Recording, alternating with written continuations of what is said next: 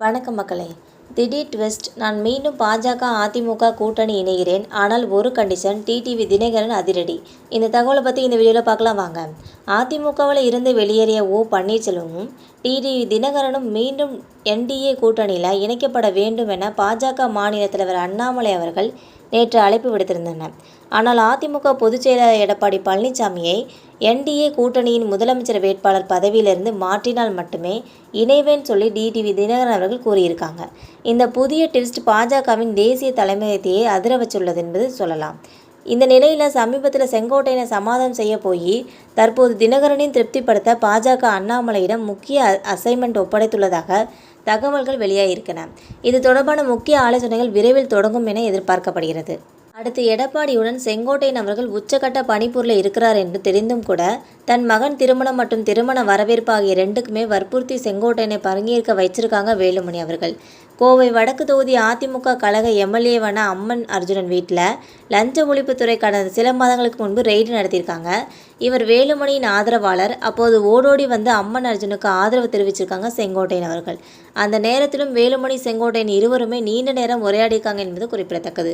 ஒரு பக்கம் எடப்பாடி நிழல் போல வலம் வந்து கொண்டே இருக்கும், மறுபக்கம் அவருக்கு எதிராக காய் நகர்த்துகிறார். அதற்கு செங்கோட்டையனை அஸ்திவாரமாக பயன்படுத்துகிறார். செங்கோட்டையன் நீக்கப்பட்ட பிறகும் அவர் வகித்து வந்த மாவட்ட செயலாளர் பதவியில் தற்போது அமர வைக்கப்பட்டிருக்கும் மேட்டுப்பாளையம் தொகுதி அதிமுக கழக எம்எல்ஏவான ஏ.கே. செல்வராஜும் வேலுமணியின் ஆதரவாளர் தான் என்பது குறிப்பிடத்தக்கது. ஏற்கனவே தமிழ்நாடு முழுவதும் ஆதரவாளரை உருவாக்கி வருகிறார் என்பதை தனி கதை என்பார்கள். கடந்த ஜூலை மாதம் கோவையில் இருந்துதான் எடப்பாடி பழனிசாமி அவர்கள் மக்களை காப்போம் தமிழகத்தை மீட்போம் என்ற பெயரில் தன்னுடைய பிரச்சார பயணத்தை தொடங்கியிருக்காங்க. ஆனால் அப்போ எதிர்பார்த்த அளவுக்கு கூட்டம் திரளவே இல்லை. உரிய ஏற்பாடுகள் செய்யாமல் வேலுமணி தான் சொதப்பிட்டாங்கன்னு சொல்லி தன்னுடைய அதிருப்தியை எடப்பாடி பழனிசாமி அவர்கள் வெளிப்படையாக அப்போது பதிவு செய்திருந்தாங்க என்பது குறிப்பிடத்தக்கது. அடுத்த 3 நாட்களுக்கு எடப்பாடி கோவை, திருப்பூர் மாவட்டங்களில் பிரச்சார பயணம் மேற்கொள்கிறார்.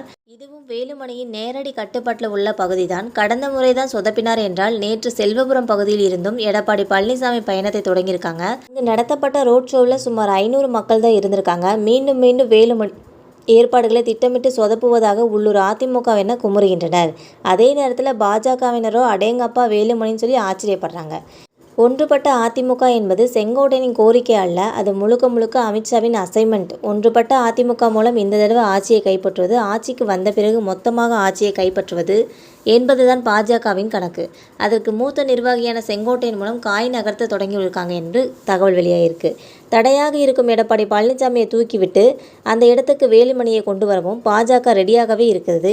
இப்போதும் கட்சி பொறுப்புகளிலிருந்து நீக்கப்பட்ட நிலையில் டெல்லிக்கு அழைக்கப்பட்ட செங்கோட்டையன் அவர்கள் தைரியமாக இருங்கள் என்ற தகவல் வந்திருக்குது.